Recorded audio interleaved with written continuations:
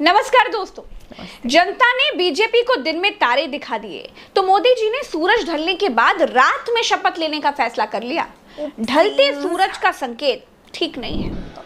मैं नरेंद्र दामोदर दास मोदी ईश्वर की शपथ लेता हूं कि मोदी चाहते तो उजाले में भी शपथ ले सकते थे, लेकिन जनता ने मुंह दिखाने वाला जनादेश ही नहीं दिया, तो अब इसमें महामानव करे भी तो क्या करे। मोदी के शपथ लेते ही एनडीए सरकार में टूट पड़ गई। अजीत पवार ने लौटा दिया मंत्री पद। बहुत बड़ी बात है। Let's discuss the positive stuff of Modi's oath ceremony. Hey hi hello नमस्ते जी, सत श्री अकाल, अस्सलाम वालेकुम। मैं निधि शर्मा इंडिया से। और ये बात कि मोदी जी के शपथ लेते ही पार्टी के अंदर खटास पैदा हो गई, कोई और कहता तो हम विश्वास ना करते, पर जब प्रज्ञा मिश्रा जी हमें बता रही हैं तो ये न्यूज़ ऑथेंटिक है, इसका पुख्ता भरोसा हमें है। 2 दिन पहले प्रज्ञा जी का एक वीडियो आया था, उस पर मैंने रिएक्ट तो नहीं करा पर देखा जरूर था कि मोदी जी जो हरी जैकेट पहन करके आ गए थे एनडीए के सिलेक्शन के बाद। आमतौर पे ऐसा पहले तो कभी नहीं करते थे। मोदी जी हरे रंग से तो खौफजदा थे, पर ये इतनी बड़ी ब्लंडर मिस्टेक उन्होंने कैसे कर दी? कहीं ये एक बहुत बड़ा संदेश तो नहीं कि अब इस देश में हिंदू मुस्लिम सिख ईसाई के बीच में ये सरकार फूट डालने की कोशिश नहीं करेगी? गठबंधन पावर में आया है तो मोदी जी को दूसरों की भी सुननी पड़ेगी। अब होता है एनडीए सरकार, हम सब एक साथ। पहले होता था मैं एक अकेला। हम भली भांति वाकिफ हैं कि ये इस देश के सबसे बेहतरीन एक्टर हैं, पर अफसोस ये है कि अभिनेता की जगह ये बन गए प्राइम मिनिस्टर हैं। सूर्यास्त के बाद जब भारत के लोग भारत पाकिस्तान मैच में बिजी थे तो मोदी जी ने शपथ ले ली। मुझे कोई ऐसी इमरजेंसी याद नहीं आती कि हमने देखा हो कि रात को किसी इतने महत्वपूर्ण मंत्रालय और वो भी खासकर प्रधानमंत्री की शपथ ऐसे रात में हो। हाँ, शाम के समय हुई है। पिछली बार भी अगर आप 2014 की बात करें तो दोपहर बाद हुई थी, 19 में दोपहर में हुई थी, तो वो एक बात अलग है। लेकिन रात को करना हो सकता है क्योंकि इनको थोड़ा ज्योतिषों पर, पंडितों पर बहुत ज्यादा विश्वास मोदी जी करते हैं, ये रहा हो। गोदी मीडिया ना होती तो अगले दिन अखबार में पता चलता कि मोदी ने तीसरी बार देश के प्रधानमंत्री पद की शपथ ली है। एक अकेला के नाम से मनमानी करने वाली सरकार की नाक में नकेल डालने के लिए देश की जनता का बहुत बहुत धन्यवाद।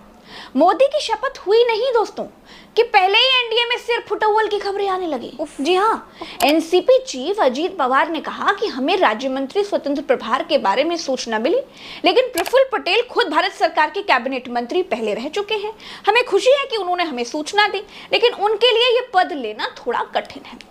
वहीं एनसीपी नेता प्रफुल्ल पटेल ने भी कहा कि गठबंधन में कोई मतभेद नहीं है, मुझे राज्य मंत्री स्वतंत्र प्रभार के लिए सूचना मिली है, लेकिन मैं तो पहले से कैबिनेट मंत्री था, इसीलिए मैंने इस ओहदे को स्वीकार करने से मना कर दिया था। दोस्तों, एनडीए में सिर फुटौल इतना भयंकर है कि अब हो सकता है कि नरेंद्र मोदी जब विदेश जाएं तो विदेश मंत्री भी मोदी के साथ जहाज में लटक ले। अब हो सकता है कि मोदी जब रक्षा संबंधी समझौते करने के लिए विदेश जाएं तो रक्षा मंत्री भी साथ में चला जाए। खैर दोस्तों, व्यंग अपनी जगह है, व्यंग एक अलग बात है। एक बड़े अच्छे नोट पर मैं प्रज्ञा मिश्रा नरेंद्र मोदी जी को तीसरी बार प्रधानमंत्री बनने पर शुभकामनाएं देती हूं और आशा रखती हूं कि मोदी जी की सरकार जल्दी ना गिरे।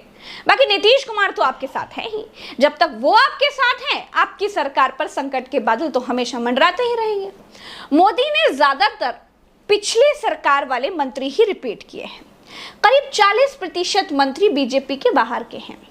जानकार कहते हैं कि मोदी अपने मंत्री इसलिए नहीं बदल पाए क्योंकि जो काम बाकी रह गए, जो कमिटमेंट्स धन्ना सेठों से बाकी रह गए, उनको पुराने मंत्री ही पूरे कर सकते हैं। बाकी कोई बीजेपी के बाहर का कोई मंत्री अगर आ गया तो 100 सवाल उठाएगा, बातें लीक भी हो जाएंगी, वो अलग है। ये तमाम जो मिनिस्ट्रियां हैं, तमाम जो प्रोजेक्ट चल रहे हैं अडानी अंबानी के, उनको तत्काल खत्म किया जाए। इनका कमिटमेंट वही है, इसीलिए किसी कीमत पे प्रधानमंत्री बनना चाहते हैं और किसी कीमत पे जो 4-6 बड़े मंत्रालय हैं उसमें उन पुराने मंत्रियों को रखना चाहते हैं।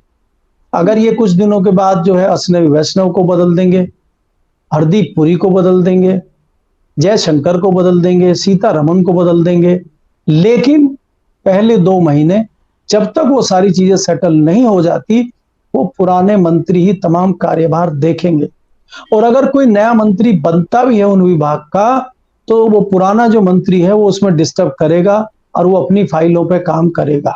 वहां टकराट होगी क्योंकि नए मंत्री के सामने भी चीजें खुलेंगी, नहीं खुलेंगी तो वो ये पूछेगा चोरी छुपे क्या चल रहा है। एक बात और बताती हूँ दोस्तों, दिल्ली के बीजेपी वाले हार का जिम्मेदार, हार का ठीकरा बाबा पर फोड़ रहे हैं और बाबा ने उत्तर प्रदेश को पूरी तरह से दिल्ली की मुट्ठी से निकालकर अपनी मुट्ठी में लेना स्टार्ट कर दिया है। बाबा ने मीटिंग बुलाई, लेकिन इस मीटिंग में दोनों शाह के करीबी डिप्टी सीएम गायब रहे। अब पता चला कि दोनों डिप्टी सीएम बड़े साहब की सेवा में दिल्ली गए हुए हैं। वो शपथ ग्रहण करा करके ही लौटेंगे। अब शपथ ग्रहण है भैया, कोई बेटी की शादी तो है नहीं कि हलवाई, टेंट, जनरेटर वगैरह का इंतजाम करा रहे हैं। ना तो उत्तर प्रदेश के दोनों डिप्टी सीएम रिश्ते में कोई फूफा लगते हैं। फिर अपने बॉस बाबा को छोड़कर दिल्ली में आखिर क्यों है? बहुत लोग तो ये सवाल भी पूछ रहे हैं कि गुरु कुछ तो खिचड़ी पक रही है। केशव प्रसाद मौर्य खुद चुनाव हार गए थे और इस बार जो उनके क्षेत्र की सीटें हैं वो भी हार गए हैं, तो बाबा उनसे भी जवाब तलब करेंगे। अगर बाबा को दिल्ली से डांट पड़ रही है तो बाबा उनको डांटेंगे। तो एक तो उस डांट से बचाने के लिए उनको जो है छत्र छाया वहां दिल्ली में दी गई है कि डांट से बचा जाए।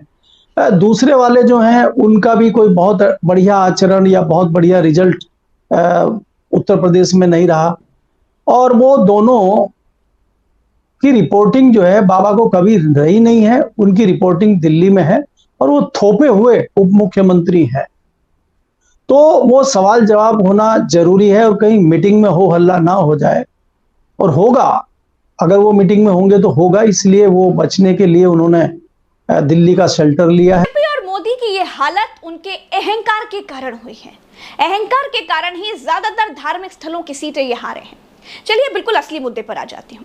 बहुत लोग ये पूछ रहे हैं कि मोदी अयोध्या क्यों हारे, तो उसका सबसे सॉलिड जवाब ये है कि ये अयोध्या उसी दिन हार गए जब प्रज्ञा मिश्रा की रिपोर्ट्स को अनदेखा करने लग गए थे। इनको लगता था कि उत्तर प्रदेश की इकलौती महिला रिपोर्टर प्रज्ञा मिश्रा लोगों को पैसे देकर मोदी जी के खिलाफ बुलवाती है। यहीं पर ये लोग गच्चा खा गए। जब राम मंदिर बन रहा था ना दोस्तों, तब मैं अयोध्या गई हुई थी। करीब 17 रिपोर्ट्स फाइल की मैंने बताया था कि लोग बहुत दुखी हैं, भाजपा से भयंकर नाराजगी है, लेकिन मोदी जी, शाह जी और बाकी के जीजीओं ने मुझे शिकायत करने वाली पत्रकार समझकर खारिज कर दिया। आपकी कुछ गड़बड़ है। आपकी कुछ गड़बड़ बा? गड़बड़ का है बा? अयोध्या ये जो तोड़ फाड़ हो रहा है, तोड़ चल रहा है, हाँ? का बोल रहे? विस्तारकरण जो हो रहा है, हाँ। उसी के उपलक्ष्य में यहाँ के लोग कुछ नाराज हैं। नाराजगी? भगवान की मंदिर बन रही है, हम लोग को खुशी है, लेकिन हम लोग को तो रोजी रोटी दीजिए। हम लोग व्यापारी लोग सब बेरोजगार हो जाएंगे, एकदम सड़क पे आ जाएंगे। दुकानदार सब नाराज हैं। वोट कैसे देंगे भाई? जब रोजी रोटी नहीं मिलेगी गरीब को तो वोट कैसे देंगे? चल, अयोध्या वासियों के चेहरे पर मुस्कान रहती है, दिल में नाराजगी रहती है। नहीं, नाराजगी तो है ही। नाराजगी है। लखनऊ की अघोषित जेल इको गार्डन पर जब लोग धरना देते थे तो मैं उनके बीच जाती थी। बेरोजगार लोग रोते थे, बिलखते थे। अयोध्या में उत्सव चल रहा था। बड़े बड़े धन्ना सेठों को न्योता भेजा जा रहा था। गुजरात, बंबई के बड़े बड़े धन्ना सेठों को अयोध्या में जमीन खरीदवाई जा रही थी। यूपी के बेरोजगार रो रहे थे, अयोध्या को कोस रहे थे और मोदी राम भजन ट्वीट कर रहे थे। ये हाल था कि रोम जल रहा है और नीरो बंसी बजा रहा था। मेरा नाम अर्चना शर्मा है मैम। हाँ। मैं अयोध्या से हूँ। अयोध्या से हैं जी। आप आंसू बहा रही हैं। अनुज पास आइए और इनके आंसू दिखाइए। आप यहाँ पर बैठकर आंसू बहा रही हैं। अरे आपको तो जा करके वहाँ मंदिर बन रहा है, वहाँ मंदिर बन रहा है, तो जाइए, उद्घाटन में जाइए मंदिर के। मैम, अयोध्या की बात होती है लेकिन अयोध्या की जनता की बात नहीं होती है। अब हमारे अंदर क्षमता नहीं रह गई है। इस सरकार को एक अहंकार ये हो गया है कि हमें अब कोई नहीं हरा सकता है, क्योंकि यही अहंकार कुछ दिन पहले रावण, कौरव और कंसुक भी हो गया था कि अहंकार में तीनों गए, धन, वैभव और वंश। और ना मानो तो देख लो रावण, कौरव, कंस, क्योंकि आज तक हमने हमेशा बीजेपी को वोट दिया है। उसका ये लोग सोच रहे हैं कि हम लोग जाहिल और अनपढ़ है। जिस दिन हम लोग अपनी औकात पे आ गए ना, इनको अर्श से फर्श पे पटक देंगे। तो हम आज इसी मंच से ऐलान करते हैं कि हम 2024 के इलेक्शन में इनके लिए ताबूत न खड़ी कर दें तो हमें बताएंगे। ये चुनाव से ठीक पहले अकबर नगर गिराया जाने लगा। सरकार घर तोड़कर राम मंदिर का गाना गा रही थी। आम आदमी का अपना घर टूट जाएगा दोस्तों, तो वो कैसे राम मंदिर का उत्सव मनाएगा? अयोध्या से 100-200 किलोमीटर दूर लखनऊ में भी लोग सरकार को कोस रहे थे, बद्दुआएं दे रहे थे, और मैं उनके बीच में थी। लोगों के घर ना टूटे इसका प्रयास कर रही थी, पुलिस से लड़ रही थी, लेकिन सरकार ने हल्के में ले लिया। 50-60 साल हो गए हम लोग, और बिटिया ये जब से सरकार आई है तब से ये नाश कर रही है। हम लोग कितने मेरे पति हमें घूर देके अपने छत हुआ है उनके। कितने साल से रह रहे हैं आप लोग? हम लोग कम से कम 40 साल से रह रहे हैं। मुख्यमंत्री योगी आदित्यनाथ जी को हमने इसी दिन के लिए मुख्यमंत्री बनाया था कि हमारे बच्चों के की जो है छत वो छीन ले। क्या बोल रहे हैं आप लोगों से, क्यों हटा रहे हैं आप लोगों को? कह रहे रिवर फ्रंट बनाएंगे। तो एक रिवर फ्रंट बनाने के लिए आप लोग को बेघर किया जा रहा है, लेकिन उसके बाद कोई घर दिया जा रहा है? कुछ नहीं, मुआवजा कुछ भी नहीं। नहीं पूछो मुझसे, कुछ नहीं पूछो। टूट रहा घर। क्या बोल रहे हो? घर टूट रहा है। घर गिरा रहे हैं। अब कह रहे सामान निकालो, हम लोग सामान कहाँ लेके जाएं, कहाँ लेके सामान चले जाएं बताएं। पहले शांत हो जाओ बेटा, शांत हो जाओ, शांत हो जाओ। दिमाग काम नहीं करा रहे बापों भाइयों, कुछ तो समझो। चलिए आप बहुत देर से। अरे मैं यहाँ खड़ी हूँ, आप ये क्या कर रही हैं? आप मुझे धक्का क्यों दे रही हैं भाई? देख उनको गरीब और गरीबी से दोनों से नफरत है। हम तो यही कह रहे हैं, उनको सबसे ज्यादा नफरत गरीब से है। दोस्तों, अयोध्या ऐसे ही नहीं हारे हैं। अयोध्या को बीजेपी के अहंकार ने हराया है। ये बात ठीक है कि सरकार किसी की भी हो जाए, जब एक बार बन जाती है तो अहंकारी हो ही जाती है। जो सांसद कल तक गली गली वोट मांगते थे, आज वोटर फोन करेगा तो वो फोन नहीं उठाएगा। ये भारत के नेताओं का चरित्र ही है। लेकिन बीजेपी अहंकार से ना बहुत आगे बढ़ चुकी थी। अघोषित तानाशाही चल रही थी, जहां किसी की कोई सुनवाई नहीं थी। मोदी के मुंह से जो निकल रहा था वो चल रहा था, वो जो मन में आ रहा था बोल रहे थे। कोई खाई कंदक खुआ कुछ था ही नहीं। संसद से विपक्षी सांसदों को निकालकर बाहर फेंक दे रहे थे। मणिपुर जल रहा था और प्रधानमंत्री जी फूफा की तरह नाक फुलाकर बैठे थे। ऐसा लग रहा था जैसे मणिपुर तो श्रीलंका का हिस्सा हो गया। सिर्फ राम राम राम राम ही हो रहा था। बीजेपी ये बता रही थी कि हम राम को लाए हैं। लोगों ने कहा कि तुम राम को कहां लाए हो? कोर्ट ने मंदिर बनवाया है। अयोध्या में बीजेपी को उनका ही झूठ, उनका ही प्रपंच, उनका ही झूठा प्रोपेगेंडा ले डूबा। दोस्तों, अब मैं एक बहुत बड़ी बात कहने जा रही हूं, उसको ध्यान से समझिएगा। मोदी अगर अयोध्या में क्रेडिट लूटने की होड़ न मचाते, योगी आदित्यनाथ को ही हैंडल करने देते, तो शायद इतनी बुरी हार ना होती। मोदी के अहंकार और शान की चाणक्यगिरी ने सब कुछ गुड़ गोबर कर दिया।